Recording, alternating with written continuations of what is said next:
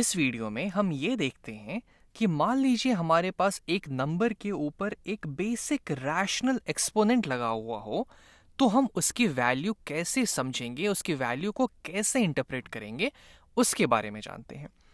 अभी तक हम बेसिक एक्सपोनेंट्स का आइडिया तो हमें लग चुका है। जैसे कि मान लीजिए हमारे पास एक नंबर दिया हुआ है 4 और इसके ऊपर हम एक एक्सपोनेंट लगा देते हैं जैसे कि 2।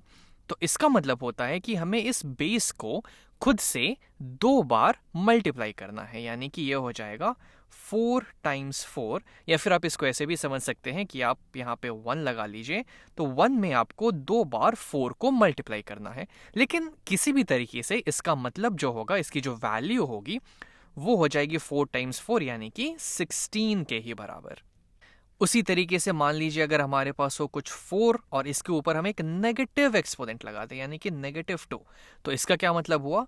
तो इसका ये मतलब होता है कि ये जो बेस है हमें उसका रेसिप्रोकल लेके उसके ऊपर इसका पॉजिटिव वैल्यू चढ़ा देना होता है, यानी कि ये हो जाएगा 1/4 की पावर 4 की पावर, यहाँ पे एक्सपोनेंट हम 2 लगा देंगे, तो यहाँ से इसकी वैल्यू आ जाएगी 1/4 टाइम्स 4, यानी कि 16 के बराबर।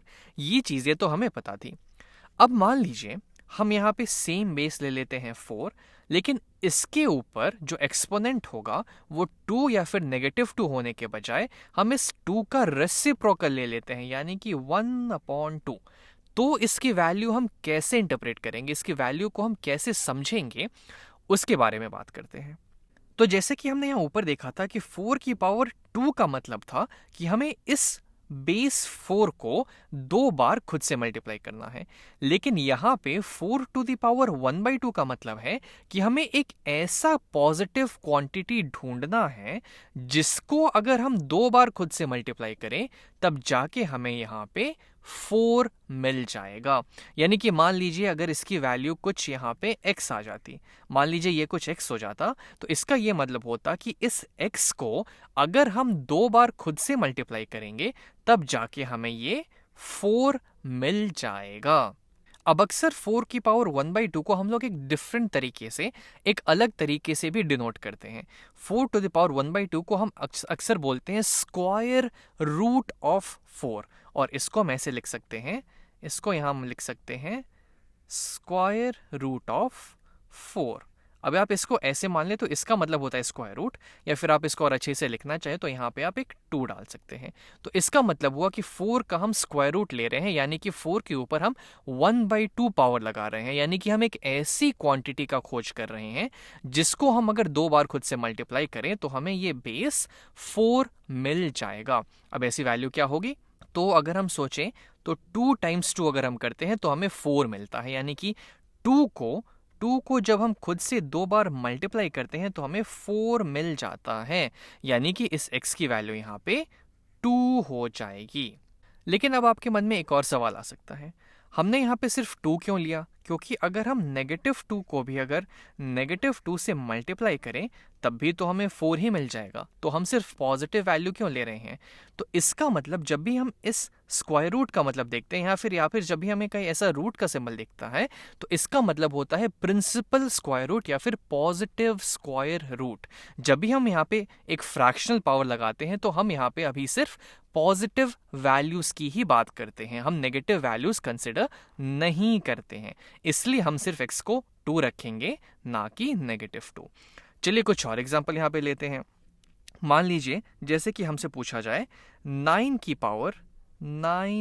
पावर यहाँ पे हम लगा देते हैं 1/2, तो इसका क्या मतलब हुआ? तो पहली बात तो इसको हम दूसरे तरीके से कैसे डिनोट करेंगे? तो ये हो जाएगा स्क्वायर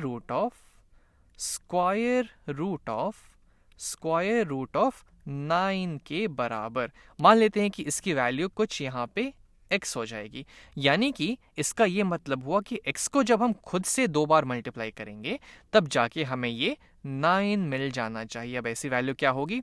तो अगर हम 9 के फैक्टर्स की बात करें तो 1, 3 और 9 इसके फैक्टर्स होते हैं, जिसमें अगर हम 3 को उठाएं तो 3 टाइम्स 3 करने पे हमें 9 मिलता है, यानी कि अगर हम 3 को खुद से 2 बार मल्टीप्लाई करेंगे तो हमें 9 मिल जाएगा, यानी कि 9 का जो स्क्वायर रूट होगा वो 3 के बराबर हो जाएगा, तो यहाँ से ये आ जाएगा 3 के बराबर। और कुछ यहाँ पे ले लेते हैं उसी तरीके से। मान लीजिए अगर हम बात करें 25, इसके ऊपर अब अगर हम लगा दें 1/2, इसके ऊपर अगर एक्सपोनेंट है 1/2, तो इसका मतलब हुआ square root of 25, square root of 25। यहाँ पे आप 2 रख भी सकते हैं या फिर नहीं भी रख सकते हैं, इसका मतलब ही होता है स्क्वायर रूट। और इसकी वैल्यू क्या होगी कि ऐसा कौन सा क्वांटिटी है जिसको हम 2 बार खुद से मल्टीप्लाई करेंगे तो हमें 25 मिलेगा। तो 5 × 5 होता है 25, तो यहाँ से इसकी वैल्यू आ जाएगी 5। और इसको दूसरे तरीके से समझने का ये तरीका है कि 5 को जब हम खुद से 2 बार मल्टीप्लाई करेंगे, यानी कि 5 का स्क्वायर जब करेंगे, तो हमें यहाँ पे 25 मिल जाएगा। अब सेम आइडिया को आप दूसरे फ्रैक्शनल नंबर्स के लिए भी एक्सटेंड कर सकते हैं। जैसे कि मान लीजिए यहाँ पे हम लिखें 8 की पावर यहाँ पे 1/3 लगा देते हैं, 8 की पावर 1/3। तो इसका क्या मतलब हुआ, यानी कि हमें एक ऐसा नंबर ढूंढना है जिसको अगर हम 3 बार खुद से मल्टीप्लाई करें तो हमें जाके ये बेस 8 मिल जाएगा। यानी कि अगर इसकी वैल्यू कुछ यहाँ पे y हो जाती है तो y times y times y ये हमारा 8 होना चाहिए, यानी कि y³ y की पावर 3 इसकी वैल्यू 8 होनी चाहिए। अब ऐसा क्या नंबर होगा, तो 8 को यहाँ पर एक बार हम फैक्टराइज कर लेंगे। तो 8 को एक बार फैक्टराइज करें, 2 से डिवाइड करेंगे तो हमारे पास आ जाएगा 4, फिर 2 से करेंगे तो हमारे पास आ जाएगा 2, और फिर 2 से करेंगे तो आ जाएगा 1। यानी कि 2 × 2 × 2 8 होता है। यानी कि ऐसा नंबर जिसको हम 3 बार खुद से मल्टीप्लाई करें और हमें 8 मिलेगा, वो हो जाएगा 2। तो y की वैल्यू यहाँ से 2 हो जाएगी। उसी तरीके से मान लीजिए हम यहाँ पे ले लेते हैं जैसे 64 टू द पावर 1/3। तो इसको दूसरे तरीके से लिखने का तरीका हो जाएगा क्यूब रूट ऑफ 64। और इसका क्या मतलब हुआ कि ऐसा हमें एक नंबर ढूंढना है जिसको अगर हम 3 बार खुद से मल्टीप्लाई करें तब जाके हमें ये बेस 64 मिल जाएगा। तो हमें पता है कि 4 × 4 × 4 64 होता है, तो यहाँ पे इसकी वैल्यू 4 आ जाएगी। तो 4 × 4 × 4 64 हो जाएगा, यानी कि 64 का जो क्यूब रूट होगा उसकी वैल्यू 4 के बराबर हो जाएगी। और फिर आगे मान लीजिए एक एग्जांपल और कर लेते हैं। यहाँ पे सेम आइडिया को हम एकदम सेम आइडिया को फॉलो करेंगे। मान लीजिए हम यहाँ पे ले लेते हैं कुछ 32 और इसके ऊपर हम लगा देते हैं इसकी पावर 1/5। इसका हम 5th रूट ले लेते हैं। तो इसका मतलब हो जाएगा कि हमें 32 का 5th रूट लेना है। 32 का 5th रूट लेना है, यानी कि हम एक ऐसा नंबर ढूंढना है जिसको जब हम 5 बार खुद से मल्टीप्लाई करेंगे तो हमें ये 32 मिल जाएगा। तो 32 को अगर हम यहाँ पे प्राइम फैक्टराइज करेंगे तो हमें मिलेगा, इवन है तो हम 2 से डिवाइड कर देते हैं तो यहाँ पे आ जाएगा 16, फिर 2 से करेंगे तो आ जाएगा 8, फिर 2 से करेंगे तो आ जाएगा 4, फिर 2 से डिवाइड करेंगे तो आ जाएगा 2, और फाइनली फिर 2 से डिवाइड करेंगे तो आ जाएगा 1।